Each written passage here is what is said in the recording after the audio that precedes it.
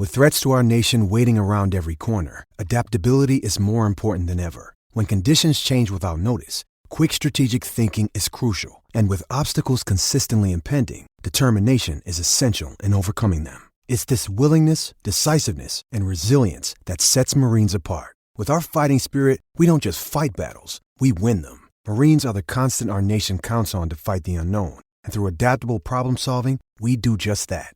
Learn more at marines.com.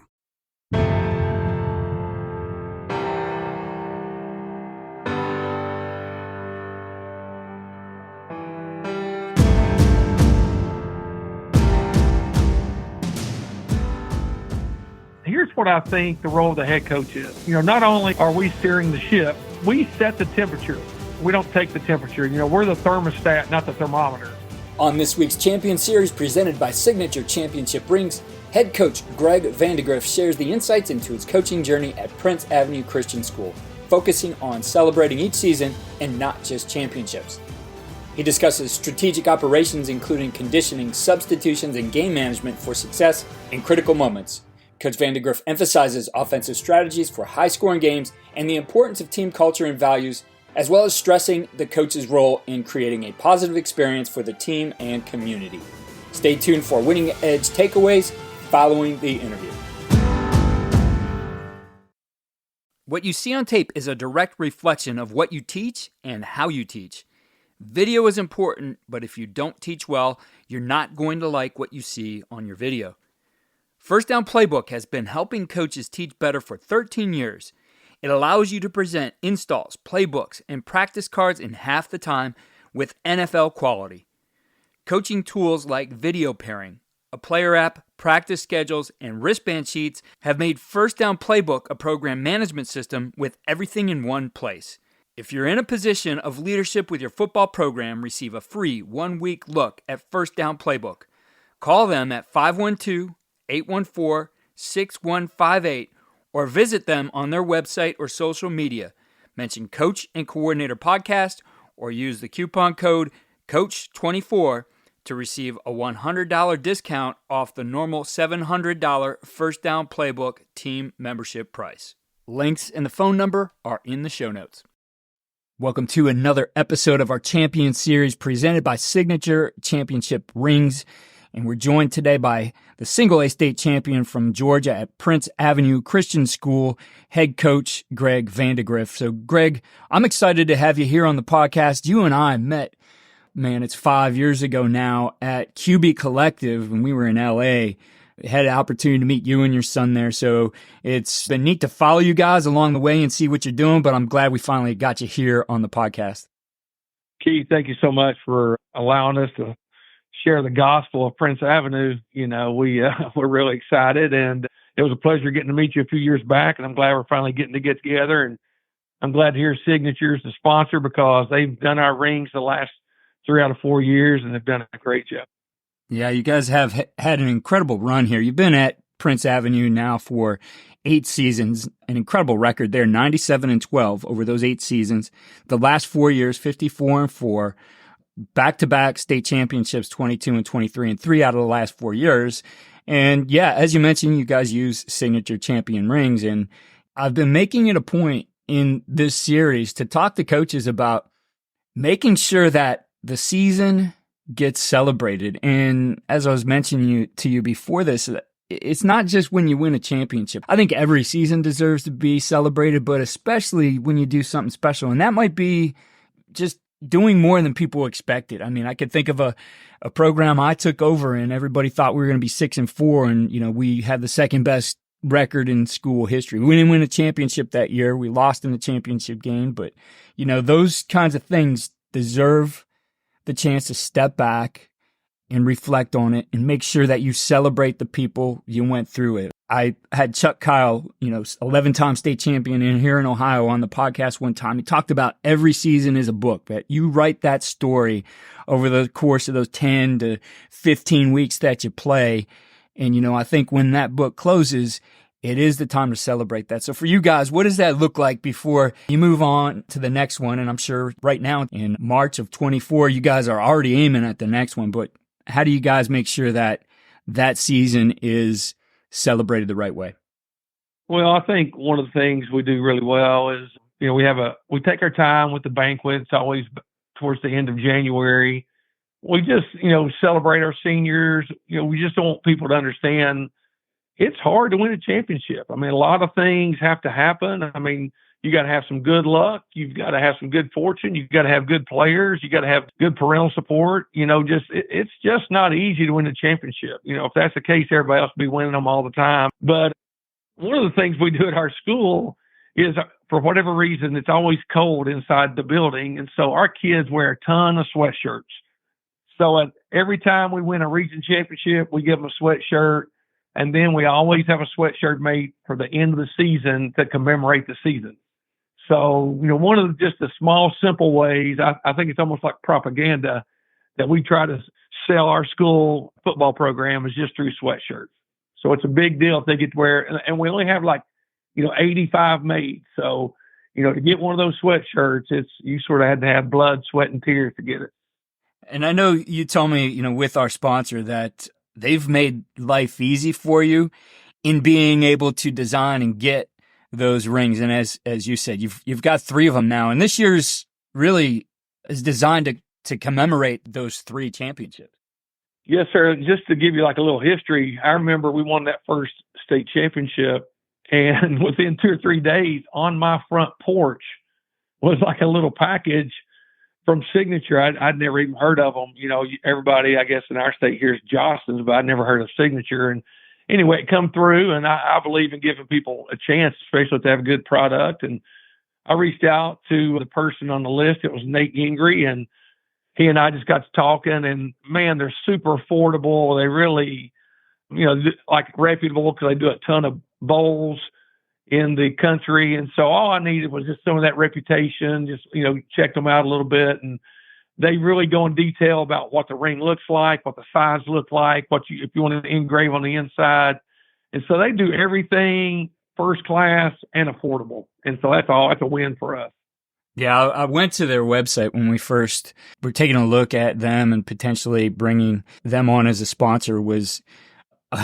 I got lost playing around with the ring designer, right? I think back to, I remember there was a year I wanted our guys to have the vision of putting a ring on. Now, we didn't end up doing it, but anything you can do as a coach to give guys a vision. And so I remember having a kid who knew Photoshop designing a ring. What would that look like? And I thought, man, what a perfect opportunity. Go on their website, design something, and put it up in the locker room. Create that vision of something like that, especially if you never had that before. Oh, 100%.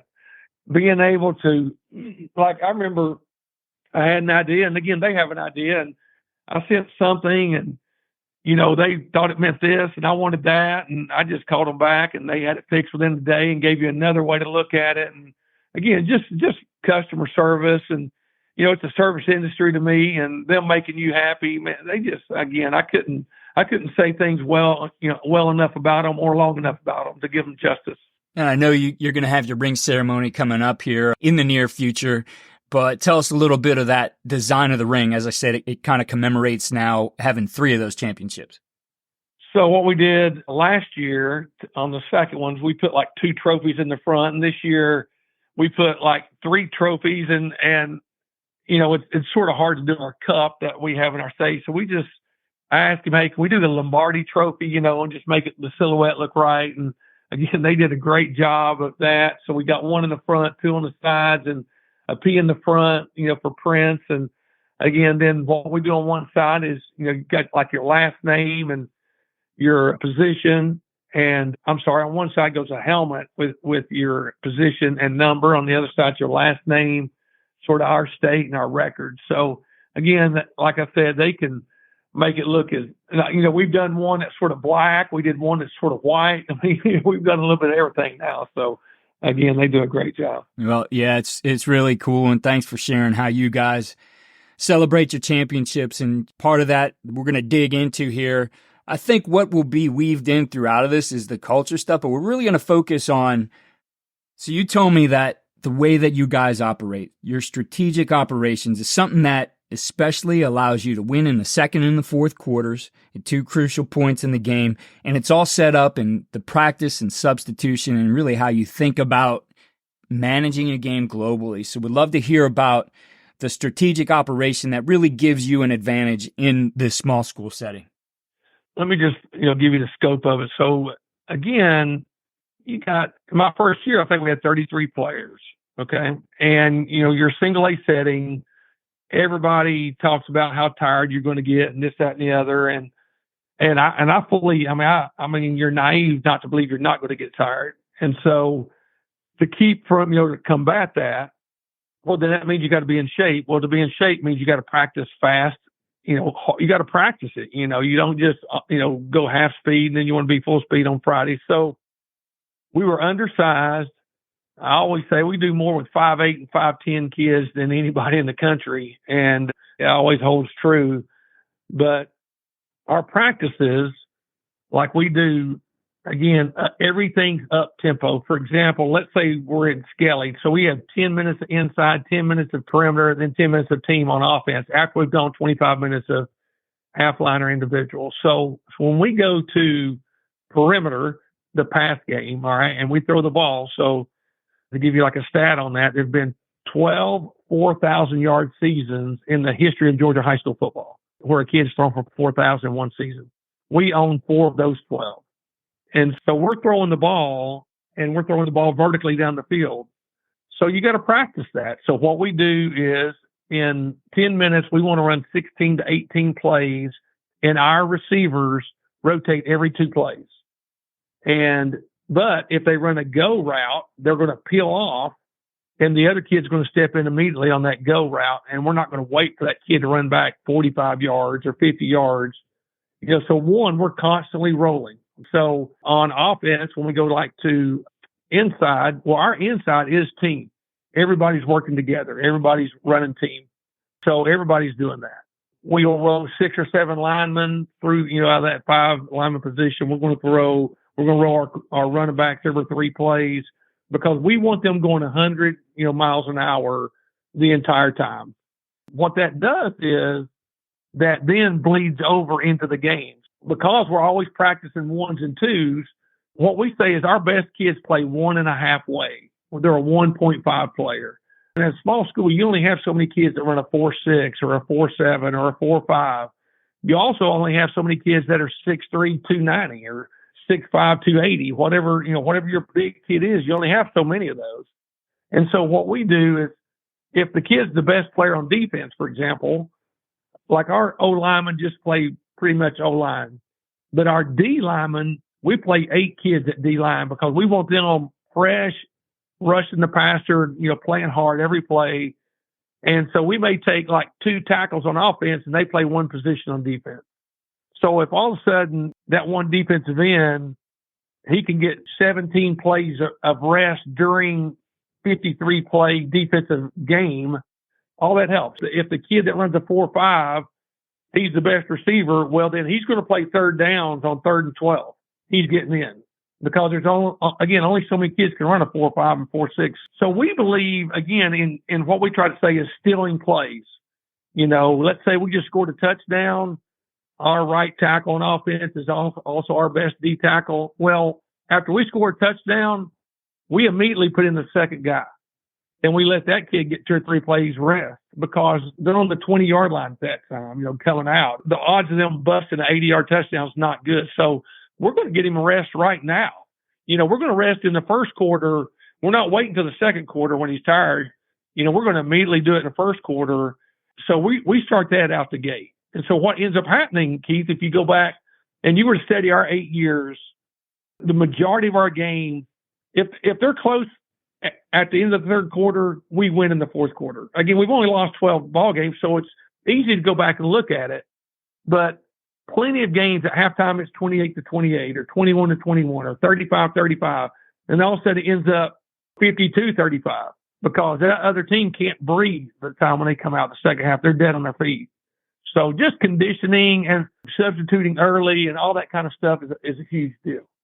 So because you were a defensive coach forever. And defensive coaches like that slow ball game. They like the slow scoring game. So I'm sure there was a transition for you here, but over 40 points per game for 6+ years, which you guys have averaged, which is incredible. And as you said, that puts a lot of pressure on an opposing team, especially if they operate in a style of football where they're trying to grind it out. And, for them, 24 points might be a big game and, something that they aim for to win. So it really changes the dynamic of the game for you guys. Oh, yeah. So when I first came here, I wanted to run the best offense that gives you a chance to win every Friday night, but you also don't have to line up and just kill the other team. You got me? Like, you don't have to physically manhandle the other team. We started looking around, and a guy named Bruce Cobley was a wing T guy, and he had gone to Clemson and Auburn at that time, and he sort of studied some of that Gus Malzahn stuff where they're reading and, reading the end or reading the linebacker. And he comes back and he sort of shows it to me. He runs it a couple of years himself. I said, okay, I'm going to take that, and then I'm going to take that, and I'm just going to make it better. And that's basically what we did. Like, we want 3 or 4 or 5 ways to get a first down on 3rd and 3 in the passing game. We want 3 or 4 or 5 ways to get a first down on 3rd and 3 in the running game. If they got a big defensive end that we can't block, well, we're not going to block him. We're going to read him, or we're just going to run the other way. We're trying to take advantage of the things we do well, and then we're trying to also eliminate their best players from, having a positive impact on the game. So those are just some things offensively. And then we have certain plays that we believe we're going to take shots. We're going to take probably 8 vertical shots a game. We only have to hit 1, 2, or 3 of those, and it changes the game immediately. And then if you're going to throw the quick game like we do, like we start practice with something we call 8 ball. And what we do is the quarterbacks come out. There's a quarterback on the right and a quarterback on the left. There's 8 kids in line, right and left side. So we're going to throw 4 hitches. So again, the quarterback, they're snapping the ball as fast as they can.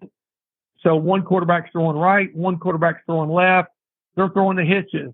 Then they switch, and then the other kid throws left, the other kid throws right. Okay. Then they throw bubbles. We throw speed out, and we throw slant. So we do those every day to start practice. Like, this is our warm up. We haven't even got to stretch yet. This is how we're starting practice. And so we do that. And then we have a concept of the day. It might be a vertical passing game. It might be the intermediate passing game.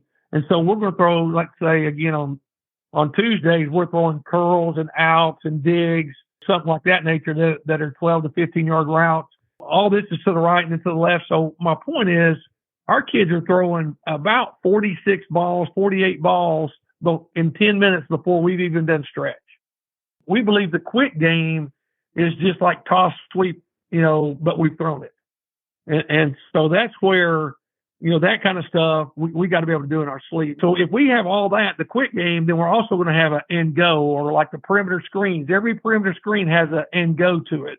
And what I mean by that is, all of a sudden the secondary's, creeping down and playing fast. We're going to fake it and throw it over their head. So every defensive coordinator that knows you're going to throw over their head, they're nervous as a cat because, they want their DBs to run down, but also don't get beat over your head. So that's putting the DB in conflict. And then we want to put the curl flat defender in conflict. So we're always putting somebody in conflict on every play, and that leads to our success. As coaches, we know that some of the biggest hurdles to our team's success can come from off the field. Your team needs support to tackle the endless list of expenses, uniforms, training equipment, travel, and more. But raising that money can feel like a full-time job. Thankfully, there's Vertical Raise. Vertical Raise is the premier online fundraising platform using innovative technology to create the easiest and most efficient system available. Raise more money in less time with a local fundraising coach who works with your team every step of the way to customize the ideal fundraiser. With options for online donations, digital discount cards, premium product sales, and even spirit shops, Vertical Raise has top-of-the-line solutions for every fundraising style. To find out more, visit verticalraise.com and we'll get you connected with an exclusive offer on your first fundraiser. So a couple questions there. In that 8-ball period, part of practice, is that where you get the and go reps as well, or are you working those in different parts of practice? All right, very good question. So all the eight ball are just the routes. Okay. And so from there, let's say we're rolling to practice. So the offense will have 25 minutes of individual and half line. So what I mean by half line is, again, small school. You know, we want all eyes good on good, like to the left side. We're only working left today, or we're only working right for 15 minutes. In that, we're going to do perimeter screens, and we're going to do the and go part. All the and goes are typically done during half line work, which is a 15-minute period with offense. Gotcha. And you mentioned also your run periods being a team period. Would love to hear your approach to that and really the why behind it too. Okay, because we're an RPO team, so we're always working the RPOs as well. So, for example, let's say we come out there and sometimes we manipulate it to where this should be an RPO, meaning a perimeter thrown ball. We've manipulated it and we do throw the RPO. Then what we do is we immediately get right back on the line and run the run play. And we don't do the RPO. You got me? So every RPO gets an automatic repeat of the run, so that way we don't miss the run. So that's why we do teams, so that way we're always working on all of our RPO portions and making the quarterback read that, as well as the receiver. Right.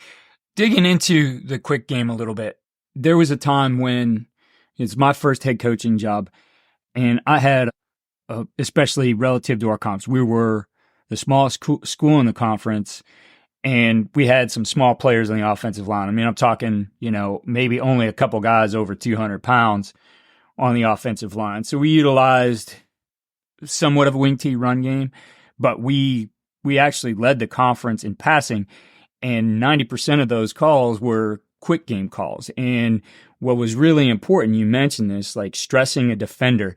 I think people look at quick game and sometimes I think maybe are too light in what they put together, because I think the approach we had was we wanted to be able to high-low a defender. We wanted to be able to in-out a defender. Like we wanted him to have to deal with different types of stressors and how that quick game was coming at him. And because he did, it slowed him down. It wasn't like, okay, I know on this particular play, they're going inside me and outside me, and I'm going to be quick to react one way or the other. Because sometimes, he might have something outside of him, but we're bringing somebody in, like a slant arrow as an example, right? So for you, what's the approach, I guess, strategically to how you put the quick game together, and how much do you need for that to be effective?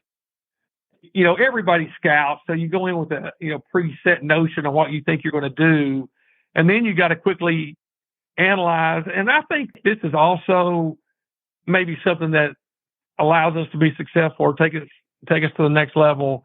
Is I think we probably have, honestly, 2 or 3 coaches on our staff that could coach probably for most any college out there. But for whatever reason, family decisions or whatever, we've chosen to stay at high school.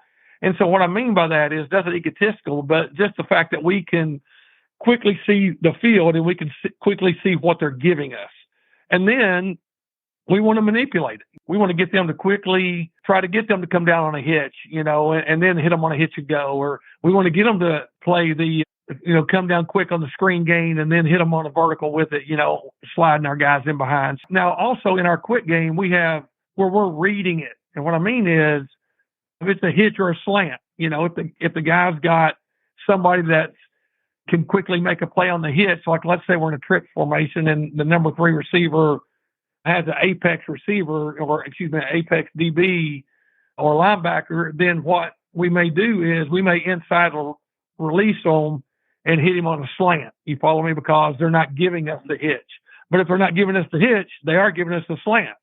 We just have to put the ball on top of the receiver, put him on his chin, as we're saying. So that's stuff we work on, and we drill it, and we say our guys have to win. They got to win on this route.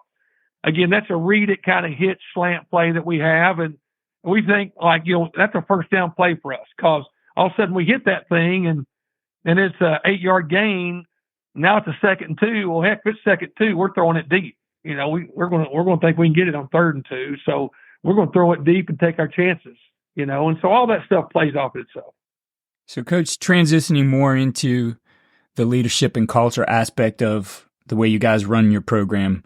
As we were talking beforehand, you said something I wrote down here I thought was an impactful quote that the leader feeds the leaders.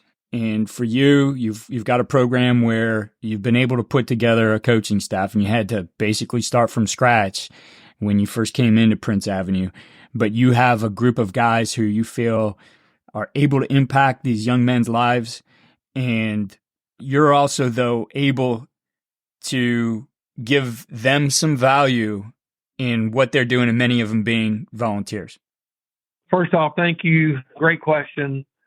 Here's what I think the role of the head coach is. Not only is it, are we steering the ship? We set the temperature. We don't take the temperature. We're the thermostat, not the thermometer. When you're setting a program, you look around and, okay, I want to have 5 coaches on offense and 5 coaches on defense. At a small school, obviously financially they can't afford that. So I'm willing to look outside the building for help. And what I mean is, I'm willing to get community coaches. Well, if you're going to get community coaches, first off, these guys are typically leaders in their industry. They're either they own their own business or, they're in some kind of leadership. Well, leaders don't listen to other leaders unless you can add value to their lives. So we have basically 13 coaches now, and 8 of them are outside the building. So we've got 5 that, basically are lifetime coaches, and we got 8 that want to give back to the community or want to give back or, want to be part of that locker room or whatever it is. And so it's my job to listen to those 8 guys, hear what it is they want to give back or hear what it is they want to do and try to make that happen if it adds value to our program. And then if it adds value to our program, I've got to then provide an atmosphere that adds value to their lives, because you know what? Business people that are millionaires or whatever, they don't have time to come in there and clown around. They got to come in there like a surgeon, do their job, get it done, and get out. What we have done a good job of doing is our culture. One, we all expect to win. Everybody's working hard, and if we're all going to work the same amount of time, 2 hours and 45 minutes or whatever, then why don't we win? Why don't we want to work hard and do all the things to win? These guys, if you're a millionaire, I would say you're a winner in your industry. I mean, say I'm wrong on that, but I would think you're a winner. And then you're not going to go hang out with other winners if they're not adding value or we're not winning. So just all the things that's worked out really well for us is we've got the right people. We got the right people on the boat. We're all paddling the same direction. That's the biggest thing I just tell them is, look, we want you in here, but understand this. We're all paddling the same direction. We're all trying to accomplish the same goal, which now we're at the point where at the end of every season, we want to win a state championship. We don't want to play for the state championship. We want to win the state championship. And again, it takes the same amount of time, same amount of preparation. It just takes better focus. From the perspective of one of the things you do, I think that is very impactful, because I have been a part of a program that did something similar. You do a father-son dinner. You have the questions kind of so there can be a discussion between dad and son, or about, those guys talking about each other. Having been a part of that, I mentioned to you that we used to do it. This is when I was at BW. Our head coach, John Snell, had put this together.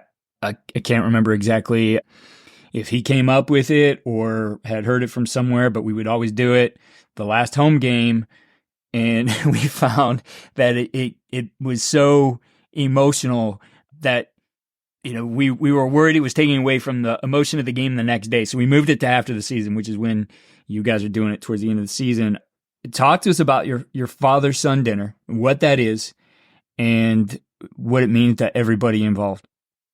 I was at Woodward Academy for 11 years, and they had something they called a father-son dinner. And what would happen is, again, sort of similar like you're talking about, the last Thursday of the regular season, we would have like hamburgers and hot dogs for, the freshmen, sophomores, and juniors. And then we would have the seniors in, and those dads, and they would grill steaks, and we would just have a dinner. And that's all it was. We just eat together and leave. And so when I came to Prince, then I'm going to be the head coach. I just wanted to take that thing to the next level, I thought. And I just thought, if we're going to have fathers here with sons, the seniors, and, I grew up without a father, so I didn't have these relationships. I didn't have these conversations. I didn't hear my father say a ton of times, hey, I love you and I care about you, and those things that every young man needs to hear. but I do have my own son, and I do want to make sure he hears it and my daughter hears it. So what I decided was I was going to write 3 questions. I wasn't going to give it to them until they showed up. That way they were unprepared and they didn't have time to write down a bunch of BS answers. But I wanted what was in their heart to come out on that sheet of paper. These guys would show up. We have it like, in a cafeteria style setting. And again, some kids don't have a father. So I just say just a significant, male role model in their lives, whoever it is. It could be a coach, whoever it is. And so I asked them 3 questions. And so they go by number. Again, like if it's number 3, he's up and he says, hey, I'm Brock Vandagriff. This is my dad, Greg. And, so like the first question would be something like, Dad, I want you to know I'm really proud of you when you do blank. And he says whatever he wants. And then the father says the same, reads the question and then gets his answer. And then the next one is something generic like, none of this is rocket science. It's just, a few words that leads into an answer. And so the second one was something like, something about sacrifice is what I'm trying to get them to talk about. Something about sacrifice that as I see you make this sacrifice, it inspires me in how. And so each one of them say it about each other. And then the last one is something like win, lose, or draw. At the end of the day, I want you to know, and Keith, I'm trying to get them to say, I want you to know I love you. I'm trying to get them to look at each other and say, I want you to know I love you. And I want them to have to say it in front of everybody in the room. And, it's a thing where, man, there's hardly a dry eye in that thing. Some of them are lovely, and you can tell the fathers have done a really good job, or the kid, there's a lot of open dialogue and conversation. And Keith, honestly, some of them are awkward, and I hate it for the kid as I see it, but I'm glad he's got, at least they've had this one moment, and again, none of these things are perfect, but you're just trying to get fathers and sons to interact one more time in a setting that means something. To wrap up, Coach, I think when you look at any good program in today's game, and I think this has changed over time. I think our approach to coaching has changed where, the attitude just used to be, hey, I'm the coach, I'm going to deal with the player, I'm not going to deal with the parent. But, having myself now been through kids playing at the high school level, the son still playing at the college level, the whole thing, the experience affects anybody who's involved with that player. And it's about creating a great life experience. And yes, you want winning to be a part of it, but it seems like in everything you do, that's kind of what you're engineering here, is that you want a great experience for everybody involved. 100%. We give the PA announcer a ring. We give the bus drivers a ring. We want all, because here's the way I see it then. What's $175 for a guy that's volunteered his time the entire year?